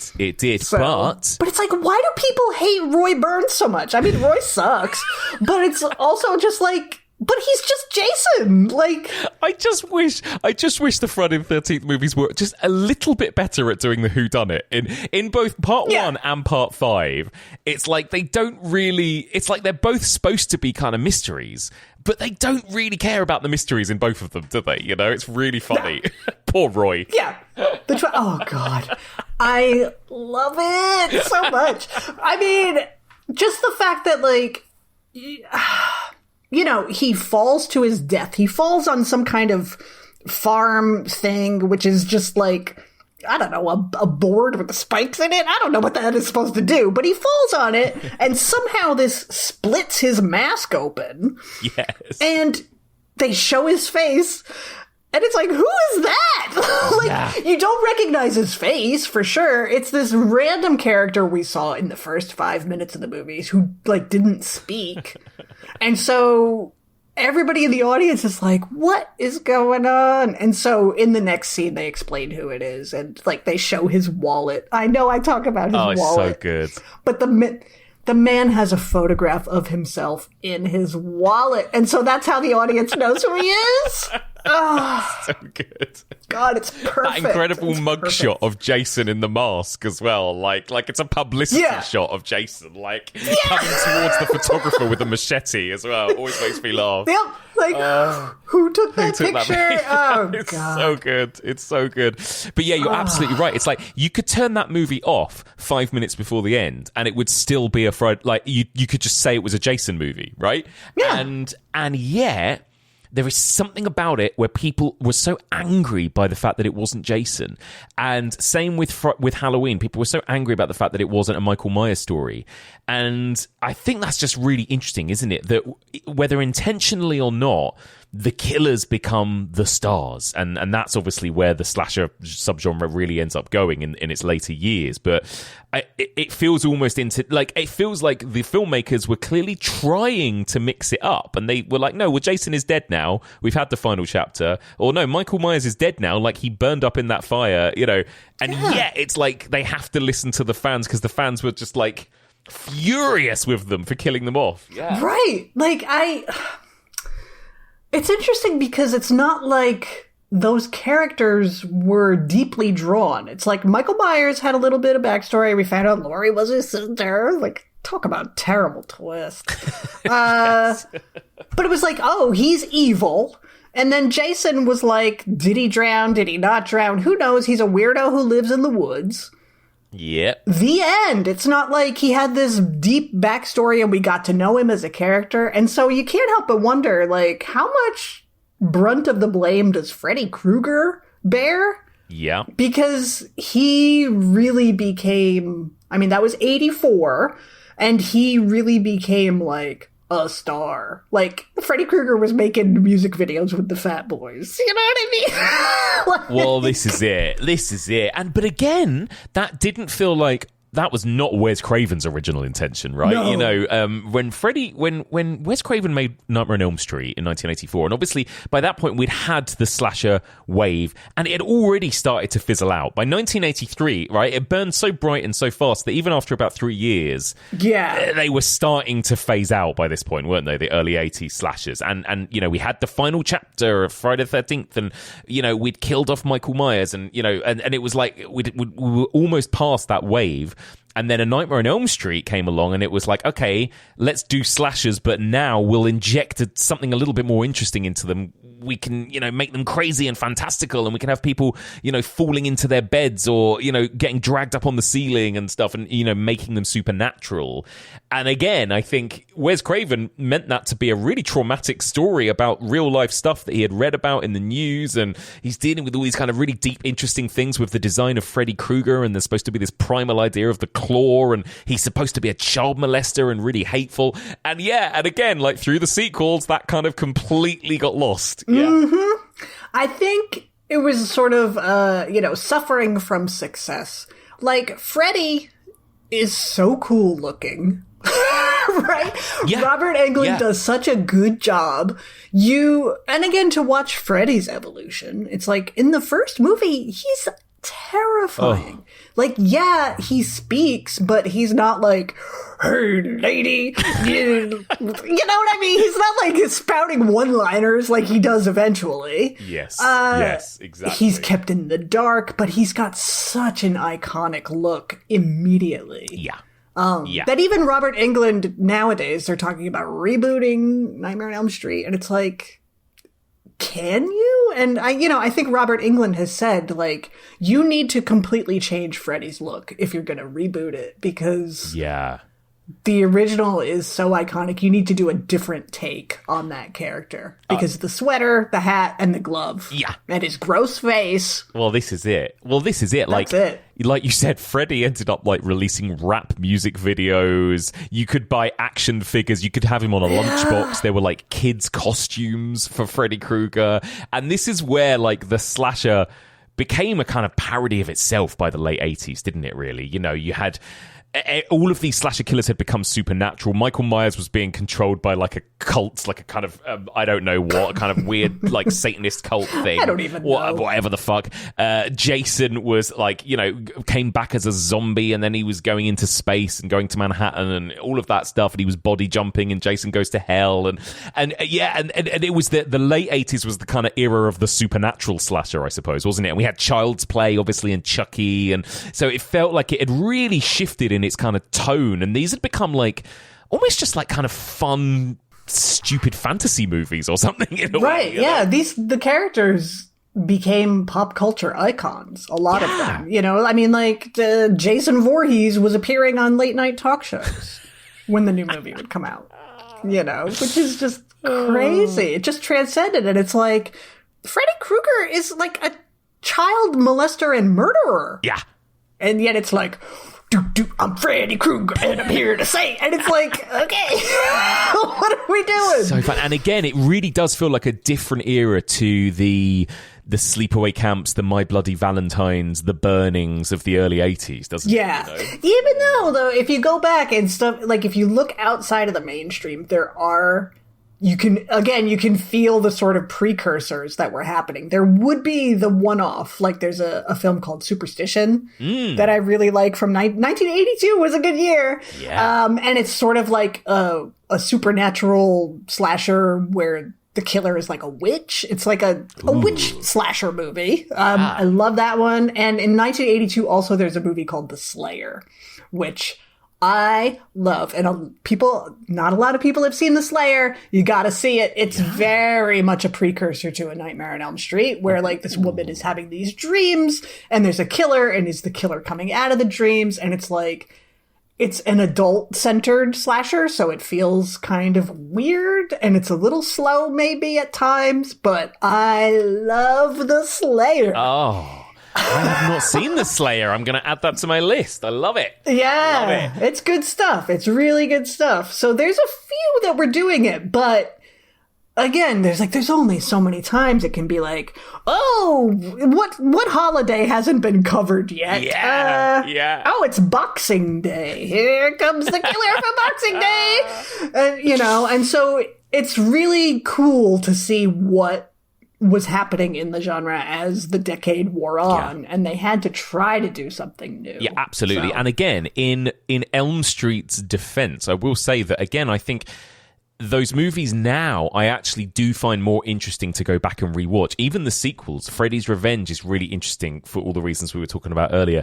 Dream Warriors is really fun and interesting. Oh, yeah. And there are even sequences in 4, 5, and 6 that are fun and weird and creative, and it's not just kids sitting in a cabin playing Monopoly. It is like going for it with these crazy set pieces, and here's Freddy as meatballs on a pizza, and here's like and they are ridiculous, don't get me wrong, and I think it completely lost what had made it so scary. But at the same time, I think those movies now actually have an element of fun where I think people have their favorite Freddy movie, or their favorite Freddy kill sequence, or whatever, or their favorite character, and I think those movies at least were kind of doing, again, going back to our conversation about Paranormal Activity, at least those movies kind of, each one had its own kind of weird identity as well. Yes. Oh, yeah. There's a huge, so much so that, like, when you think about your favorite Nightmare on Elm Street, and then you think about your least favorite, it's like, they don't even feel like they're the same subject. It's like, don't talk to me about, Nightmare on Elm Street Part 6. Are you kidding? Like, Freddy turns into a motorcycle. What? No, I tapped out at number 3 or whatever. And it's just, it's kind of amazing that within the same series you can have, whereas, like Paranormal Activity is just a flat line, right? Through the whole thing. I mean, it's... I'd rather somebody take a swing and miss wildly. Exactly that. I think that's what it is, isn't it? And it does miss wildly at points. That Part 6, the 3D one, is genuinely terrible, I think. But, like, at least now there's stuff that is interesting to talk about around it, And then, of course, you've got Wes Craven's New Nightmare, right? And then Scream. And then the kind of 90s wave, which, again, kind of sort of reignited it in it. It's like we've done the kind of traditional slashers, we've done the supernatural slashers, and now we're kind of doing the kind of meta postmodern slashers, right? Which is where in these movies, characters are actually aware of slasher movies, and they're aware of A Nightmare on Elm Street and Freddy Krueger, and they're aware of the rules. And so with like Wes Craven's New Nightmare and then Scream and then all those other ones that followed, it's like they have their own specific tone as well, I think, don't they? Yeah, they set them in a world where Halloween exists. Exactly. Which is really kind of interesting. I guess it's just, by the 90s we were a much more sophisticated people, I guess. We were. Well, we didn't have any problems in the 90s, Stacie. Everything was fixed. It was great. I had a conversation about the problematic classic that is American Beauty the other day on Patreon. And it's such a fascinating film for so many reasons, because it's a movie that feels like it's aged so badly over the last 25 years. But there was this feeling in the 90s, like talking very generally, obviously, like but there was a relative peace and prosperity in the 90s. The economy was doing well. Some of the major wars had finished. There was a fairly popular president. There was a fairly popular prime minister over here in the UK. The economy was good. And it's really interesting when you look at like the best picture winners through the 90s. Apart from The Silence of the Lambs, everything after that is like they were movies set in the past. They were like Unforgiven, The English Patient, Titanic. They were like Forrest Gump. They were movies that were like taking you back to a time when there might have been more drama, more strife, because it was almost like people kind of thought, well, at present day 90s, it's like we're at the end of history. Everything's solved. Everything's fine. There aren't any more stories to tell about right now, which is really interesting. And even in horror, right? We talk about that in horror, that like what are the fears that we're exploring in the mid-90s? And people talk about the horror as having a bit of a dip in the 90s, right? It's really interesting. It is. Gosh, I look back at that time now and I'm like, what a rube. Yeah. What a rube. Because it's like, you did feel, especially if you were like a young person at the time, it's like, you did feel like, even if you were gay, let's say, for example, it's like, obviously, you know, gay people, people of color all knew that things weren't perfect, but it felt like we were making great strides and we were getting there. Yes. Right? There had been changes. And it's like, but that didn't make all the issues go away. They just were simmering for a while. Yeah, exactly. And now they're all back and try to make a movie like they made in the 90s, and it's just like, what is this woke shit? And it's because all the racists are flapping their fucking gums again. You know what I mean? Like, yeah. Well, it's so interesting. And there was that wave of movies around the end of the 90s that were like about middle-aged men frustrated that they had it all. Yeah. They had the beautiful house, they had the family, and yet they were still angry. So Fight Club, American Beauty, you had movies like Falling Down, even American Psycho, which was kind of period set, but it's still that same thing, this like really kind of upper middle class privileged white guy who is angry at his lot in life. And I think that's really interesting, and I think that you kind of see that in the slasher movies too, like Billy and Stu in Scream. It's like, is this all there is? Our life now is just about pop culture and movies, and because we don't have any real problems, we're like privileged white boys who love movies and love pop culture, and this is going to be, you know, what sets us off. And It's really interesting that was kind of the vibe in the 90s. Yeah, you know? but we're not okay with just therefore existing in our privileged lives and letting other people exist. We still have to be the center of attention in the main characters, and so let's kill people, because that'll get us some attention, you know? Like, just exist, man. It's so interesting. And also, I guess, like, this is kind of, I guess, slasher adjacent. But do you think in the early 90s as well that the kind of traditional slashers were almost replaced by these kind of sort of glossier, more high-end mainstream kind of thrillers, like your Basic Instincts, your Miseries, your Fatal Attractions, A Silence of the Lambs, like these like big kind of psycho thrillers, right, that were starring like A-list Hollywood stars, but they have kind of slashery elements to them, I think, don't they? Oh yeah, it was definitely, the 90s were definitely a big time for thrillers, you know, the sort of Ashley Judd era. Which I love. They were a little sexy, like they'd put some sex in there for you, and it's like, ooh, Sharon Stone is bisexual and Basic Instinct. Oh my god, what a degenerate, you know? Yeah, Michael Douglas started about 90% of these movies as well. Yeah. But horror kind of fell off, and it's like, the slashers fell off, but it also, at the same time, went more mainstream. And so that's something that sort of, to me, defines the, like, 90s slasher movies, is you started to have the recognizable faces that were popular young folk at the time. Was like, even though Scream is hugely violent, you know, like, can stand up to any slasher movie for sure, there's also something... They're not flying under the radar the way they did in the early 80s. You know what I mean? Where they still feel like super independent in like drive-in movies. It's like, it was such a big deal when Betsy Palmer was in Friday the 13th, or excuse me, when Frankie Avalon of Frankie Avalon and the Four Seasons starred as a flute-playing psychopath in the 1982 film Blood Song. Thank you. Terrible film.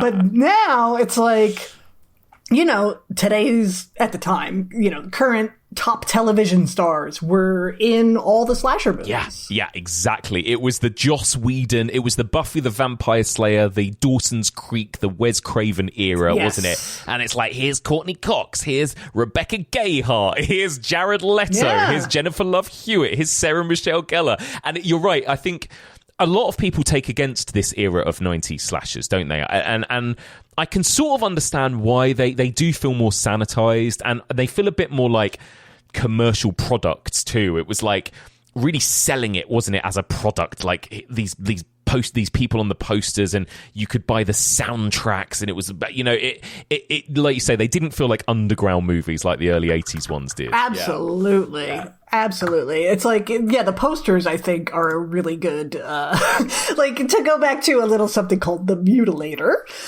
which had, you know, the poster / box art. I don't know if it ever got a theatrical release, but it's like young people hanging on hooks, and the tagline is like, buy pick, buy axe, bye-bye. And then, like, the Mutilator's got blood dripping on it. And then versus, like, here in the States, there was a network called the CW, which had a lot of these shows that were aimed at young folk. And and so the horror just became kind of known as like CW horror. And it was just a series of like photoshopped heads of very Hollywood attractive people. Yeah. Yeah. And that's it. That was it. I remember. And this was when I was coming of age and getting into horror. So these were the movies that were in my Blockbuster video rather than the 80s ones. You know, it was these movies that I remember, and those cast lineups. And it wasn't about the killer and the knife and the gore. It was about, oh, this one's got Alicia Witt in it or whatever. Yeah. You know? And it's so interesting, really different. It's really, it's just from a like historical standpoint, it's like it is the people who, you know, came of age with Scream versus the people who came of age with one of the Friday the 13th movies. Yeah. Because they are, even though ostensibly they're the same thing, they're just slasher movies, but they feel so different. And there really was a kind of backlash to the 90s horror movies from the people who were watching the stuff that came before, because it just felt like it's gone mainstream, man. And you know that, you know, and something that the 90s folk hate is anything mainstream. What a sellout. Slashers are sellouts now, man. Exactly. When again, it was another example of like, we didn't really have any other problems to worry about. So it became about selling out was the worst thing you could do in the 90s, you know? Oh, yeah. It really was. Like, it's strange to think, but I remember when there was like a Beatles song used in a Nike ad. And that was like, oh my God, the fucking Beatles sold out, man. Because, like, that didn't really happen once upon a time. Or when commercials were shown in a movie theater for the first time. Yeah. It's like that, there was a time when that didn't happen. And now you get, like, an hour of commercials before the movie starts. Right. You know? Well, this is it. And again, like, I guess the other thing that in the 90s were tapping into was the obsession. It wasn't just the kind of consumerist nature of everyone owning media, but also it was celebrity, right? O.J. Simpson. Yeah. And then that idea of like 24 hours news cycles and like violence and crime becoming like mainstream entertainment essentially in the 90s as well. And so I guess, again, I think Wes Craven very much commenting on that with Scream, I think, you know. Oh yeah, violence as entertainment has always been a big topic, you know. And then Columbine happened. Of course. And there was the huge backlash to that, and then it was like, well, now we're not going to show any violence. Yeah. It's like, insane. Absolutely is that the answer? Just a quick shout out as well. This has just popped into my brain, but one of my favorite weird 80s slashers I want to mention, because R.I.P. to the late great Louise Lasser, right? And Blood Rage, Stacie. Blood Rage. That Louise Lasser performance, that is an example, isn't it, of just like how weird the 80s slashers were in their heyday. You know, like that is such a weird performance. Honestly. It really is. And it, like, when she died, of course, my brain immediately went to Blood Rage, followed by Mary Hartman. But she was such a singular performer and really set Blood Rage would be weird enough on its own. Yeah. But she really set it apart. And she has that monologue where she's on the phone. And I just thought to myself, my God, if I was still auditioning for things... It's just so good. It's one of my favorite like single still images is her sitting on the floor of her kitchen, right? Like in front of the fridge, eating the food. Yeah. It's just so good. That movie, there are certain weird 80s slashers like that where you go, what were the filmmakers going for here? Like, did they know that it was, did they realize how camp and funny and strange this is, or do they not? Like, I love that about some of those movies, right? You know? Where they're not a comedy. You know what I mean? It's not like Happy Death Day or something where it's a slasher movie and it's funny. And so you watch something like Blood Rage and you're like, first of all, they just let her do whatever she wanted, I guess. But it's like, am I supposed to laugh at this? Yeah. I'm not sure. And I love to sit in that kind of discomfort, I guess. Me too. Really me too. And again, I think it's something that, and again, I love the 90s ones, but the 90s are so much more self-aware, aren't they, of what they are. There isn't that unintentional camp value, I think, that certain movies from the 80s have. Yeah. Yeah, outside of the Brenda Bates going ding, ding, ding, ding, ding. Oh, incredible. That's about it, you know, but I think the 90s stuff, I don't know, they are just, even still, I have come to appreciate a lot of them a lot more than I used to. Yeah. But they do lack the sort of subversive qualities for me. Yeah. And they don't feel transgressive, really, in much of it. I agree. I think the only one that still feels transgressive is Scream, and that's because of Wes Craven, isn't it? I think had it been Kevin Williamson, like, directing his own script, for example, I don't think it would have been as transgressive. I think it's how seriously Wes Craven took the horror in those scenes, like the Drew Barrymore scene, that makes it work. Still hits. That opening still hits. Oh my god, it's unbelievable. It's unbelievable. What the hell happened in the 2000s though, Stacey? So we had the 90s. Suddenly we enter the era of like Platinum Dunes and the remake era and Rob Zombie and Eli Roth and what on earth happened to slasher movies and horror movies generally in the 2000s? Because like it's almost like you couldn't get more different to the vibe and tone of the 90s ones. You know? Yeah, well, I think 9/11 happened. Yeah, honestly, like if you look at horror, especially American horror post 9/11, there's a pretty clear sort of demarcation in the genre. Yeah, completely. People were scared. People were angry. People were like the sort of whatever naivete existed in the 90s was gone. Yes. And movies really reflected that. And so it's weird to like remake things, but in a way that feels so, it has that post 9/11 sort of nihilism and meanness that the originals didn't necessarily have. Yeah. I mean, we've talked about this before together, but you can track the Halloween franchise as a perfect way of tracking the eras of slashers, right? You've got the purity of Halloween. You've got the late 80s Halloweens where it goes all supernatural and ridiculous. Then you've got the Kevin Williamson penned H2O, which feels so much of the 90s. And then in this era, we've got the Rob Zombie Halloweens, right? Which feels so of the 2000s. It's so interesting, like just how different everything is. It's like they're so grimy and scuzzy and violent and nasty and mean and angry, aren't they? And I think you're right. I guess it's that post 9/11 mood that across the whole world, because we were also getting New French Extremity in France. Yeah. We were getting movies like Wolf Creek coming from Australia and The Loved Ones. Like we were getting Eden Lake coming from the UK. Like the world was angry in the 2000s, you know? Yeah. It's amazing. It feels like that's why I don't ever understand the sort of like, I keep the politics out of my horror, because it's like you can chart like political temperatures and trends and everything by taking a step back and looking at horror and where it was and what kind of movies were being made at the time. It's incredible. You know? Yeah, it's incredible. And again, like there was some good stuff and there's some bad stuff in the 2000s. Oh, sure. My God. I mean, I'm not the biggest fan of Rob Zombie's Halloween. I guess at least he was trying something, but that Elm Street remake I found really difficult to sit through. The one with Jackie Earle Haley as Freddy Krueger. That was pretty bad. I haven't, like all the remakes of the big slasher franchises, I haven't revisited. You know what I mean? I keep kind of meaning to, because at this point it's been like, for God's sake, some of them are coming up on 20 years old at this point, which is cuckoo crazy.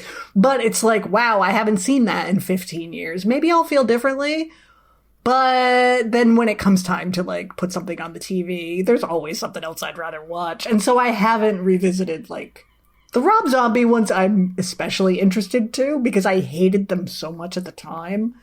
Yeah. And now I'm like, would I get something different out of them? Maybe. I watched them fairly recently when I did that big Halloween retrospective on Patreon, and I still don't like them, but I think when watching them in the context of everything else, they are interesting because they're such an interesting time capsule, and at least it's not just a really boring bog standard remake. Like, they're trying something different. It's like we talked about with some of those early ones. It's a swing and a miss for me, but I guess at least it's a swing, I guess, is something you could say about it. Yeah. That's what I think I would get out of it at this point. Whereas at the time, I was just like, Halloween is untouchable. Okay, bring it on. What are you going to do? And then it's like so different and so violent. That's the thing, is like, oh God. For somebody who loves slashers, the modern era, from the remakes, the post 9/11 remake era on, I'm just like, ooh, does there have to be so much violence in the movie? It's a particular look as well. It's like all of the films have that kind of greyish, greenish kind of color tint, and the blood looks kind of black, and they're just so unpleasant to watch. And again, some people can make the argument that maybe that's a good thing for horror. Maybe horror should be unpleasant and violence should be horrible to look at. And I can understand that for some people, we all come of age in different eras of horror. And for some people, the 2000s is their era of horror, And, but it is, I find some of those movies tough to get through. Definitely. Yeah. I don't know if I've ever mentioned this, but as a Friday the 13th lover, I've seen 2009? I've seen that movie once. I went to see it at the theater. I hated it. Like, I found it super misogynist. The characters were just like, who cares? I thought it was silly in a bad way. Like, I haven't revisited it at all. Yeah. And yet there are plenty of people who think that's the best one, Yeah. Do you think, from your perspective, did the misogyny ramp up in the 2000s compared to the 90s in these kind of slasher franchises? It feels like it, yeah. And I think part of it is that kind of like focus on the violence. That's sort of like we were talking about earlier, the difference between Giallo and the early slashers.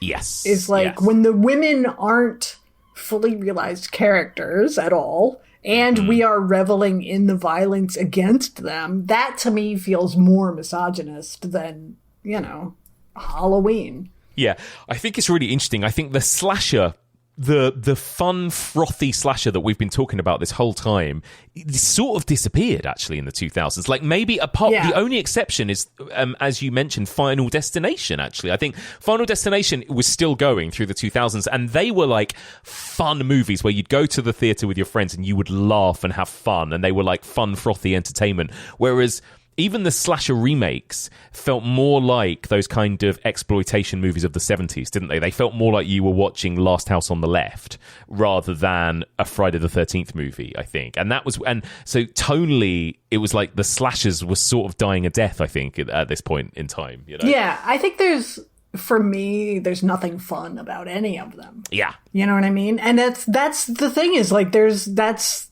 the difference between what feels like a fun movie to me and what feels like a fun movie to somebody who's like 30 years younger than me. It's totally different generations and sensibilities and all of that.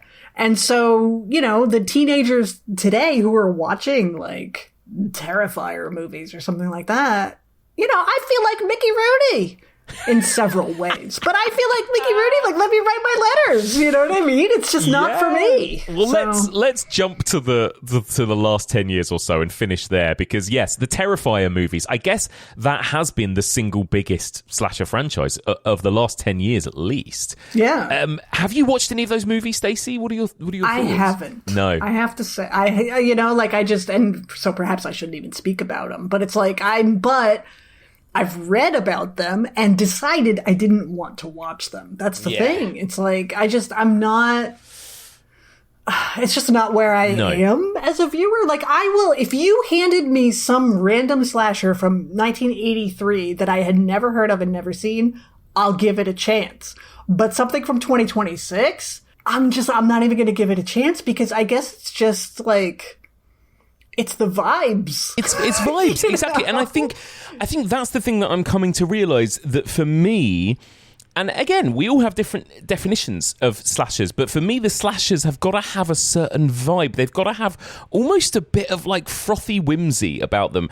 That kind of disappeared through the 2000s. You know, even the slasher major properties were much more grim and miserable. Yeah. And Terrifier gets a really interesting balance. I think the first Terrifier is it doesn't feel like a slasher. It feels more like a torture porn film. You know, it really is just a psychopath in a clown suit, sort of torturing and abducting women and mutilating them in a warehouse. Essentially, it feels much more kind of grindhousey as a film, but then for whatever reason that film really took on a life of its own, I think because of the character of Art the Clown, and became a bit of a viral thing, and that film kind of grew in reputation.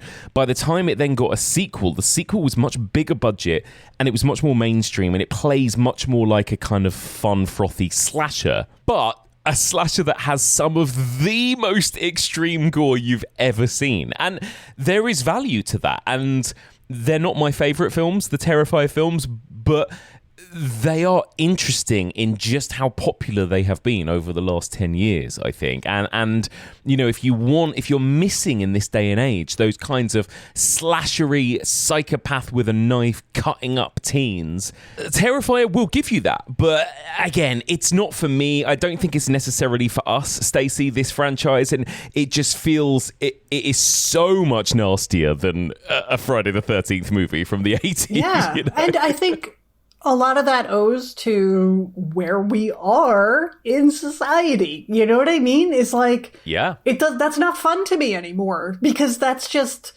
I mean, I think I read at one point, like, he uses a gun, and it's like, if I want to see a fucking wackadoodle, like, shooting people randomly, I'll just go to the mall. I live in America. Well, you know what I mean? And so it's just, yeah, we're at a time where, yes, again, like, being in the 90s, it was a naivete and like thinking things were better than they actually were. But nowadays there is so much hate out there, and people are being killed, whether it's like by the government, or men killing women, or people killing gay people or black people or whatever. It's so prevalent that watching it happen in a movie that feels mean and isn't fun is not a good time to me. Mm-hmm. If people love it, like, clearly they are super successful and it's a whole franchise and whatever. If people enjoy it, like, more power to you, I guess. But just for me, it's just not where I am as a viewer, I guess. No, I get it. I totally get it.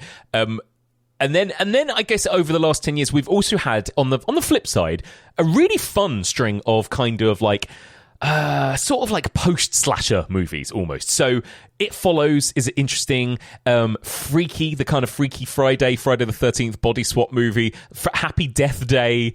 This year we've got Sex and Death at Camp Miasma. Like, these kind of movies that are much more like they're playing on the nostalgia, and they might be kind of satirizing or parodying or having fun with slashers. And I respect those movies, because I think they're all doing quite fun, interesting things with the format, you know? Yeah, I think there's still something to do with the genre. Like, there are still directions it can go, and, you know, what is a marginalized voice gonna bring to the slasher genre? You know what I mean? It's one thing for a straight white dude, like, I know, yes, I'm burning my bra. Like, for a Damien Leone to make one of these movies, versus, like, what is a trans woman gonna make? Right. You know what I mean? Exactly. And it can still be brutal. It can still have the violence and the scares and whatever, but it might have something else to say, if it has anything to say at all.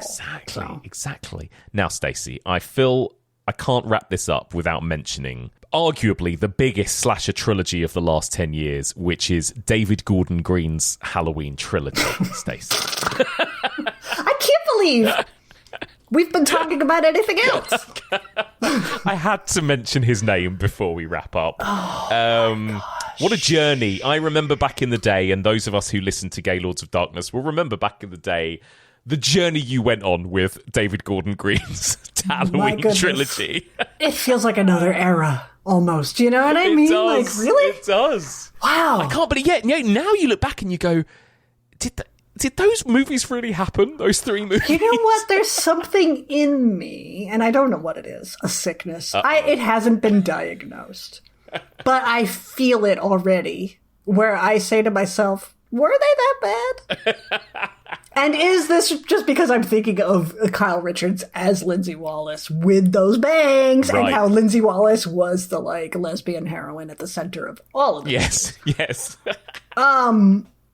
But I do find that maybe it's just the world is so terrible now that I'm like, man, we had it so good during the David Gordon Green Halloween era. We didn't even know. I know. It was such a strange, like, wonky trilogy of films as well. Like, I don't... Yeah. Like, the way it starts as just a kind of slightly bog-standard reboot of the first movie, and then the crazy fucking middle one with Evil Dies Tonight and all the, like, hundreds of firemen getting killed. And that woman with the iron. Yeah, the woman with the iron. And then the third movie, where it's like, we're just going to focus on this new character, this like teenage boy who's killing people, while Michael Myers like feeds off of his energy in the sewers or something. And oh my God. What a weird fucking trilogy that was. You know? I feel, just as we're sitting here talking, I feel it happening to me physically. I feel it in my body that I want to see them again. Yeah. This is how bad the news is. This is how bad it is as we're melting in our heat domes and dying of like diarrhea lettuce. This is how bad things are that I'm like, God, that sounds so good. I want to see sewer Michael Myers and the lady with the iron. And I want to see, Laurie Strode's mannequin gauntlet of torture terror. Oh, holy God, moly. So good. Michael Myers getting like carried through the town at the end and then put through a meat grinder is one of the funniest things I've ever seen as well. It's so Did good. I hate that? Because it sounds incredible.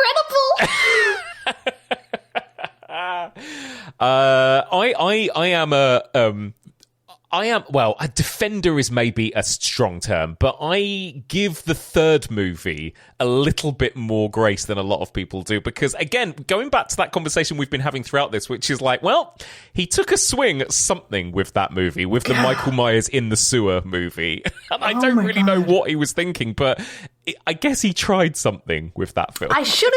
I shouldn't say it out loud, first of all, because that's going to be like womanifesting, excuse me. That's right, excuse me. Theyifesting.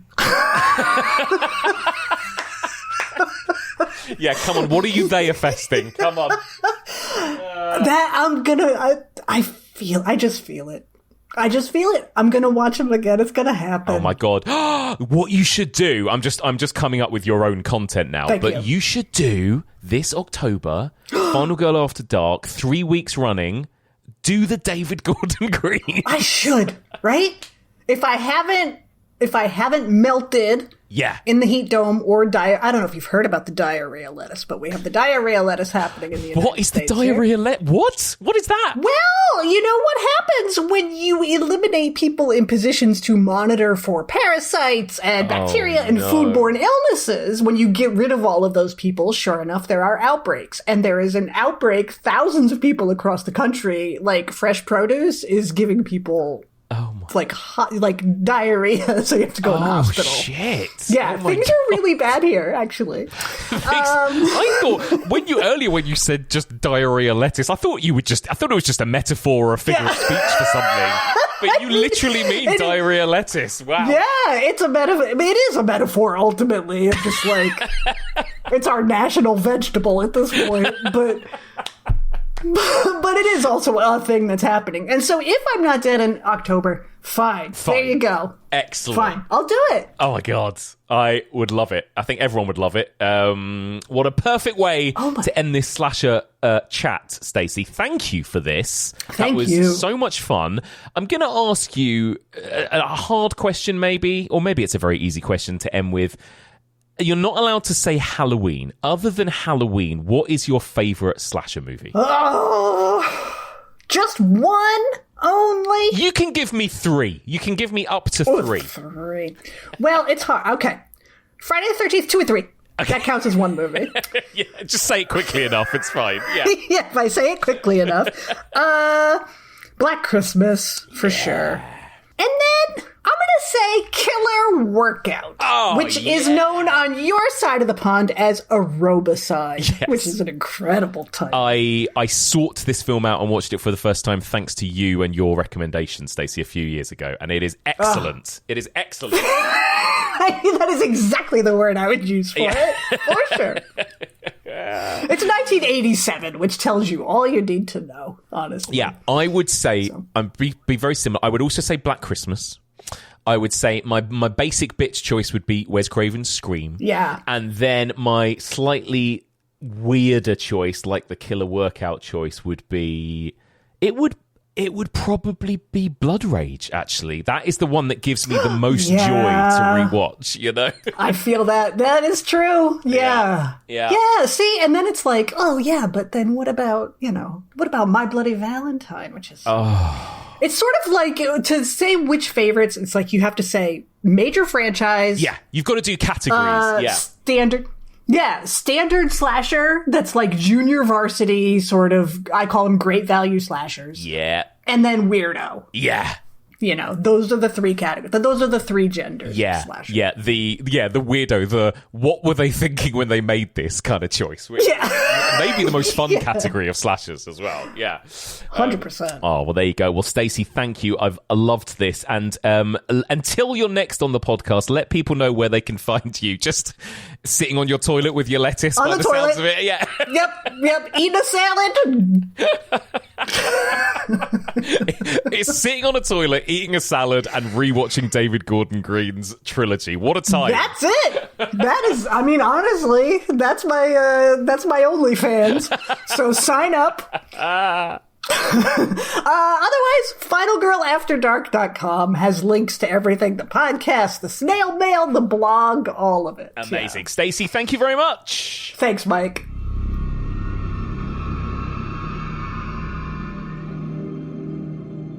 What a joy. Thank you so much for listening to our slasher retrospective, and a massive thank you one more time to the brilliant Stacie Ponder. Don't forget, if you want to read more about the evolution of slashers, you can pick up my book, The Evolution of Horror, a terrifying guide to horror movie history. The whole of the first chapter is about the evolution of the slasher. That is now available in all UK bookstores. It's going to be out in the US and Canada at the end of the month on the 28th of July. Australia, I believe you are getting it later, sadly. I believe it's getting an October release over in Australia.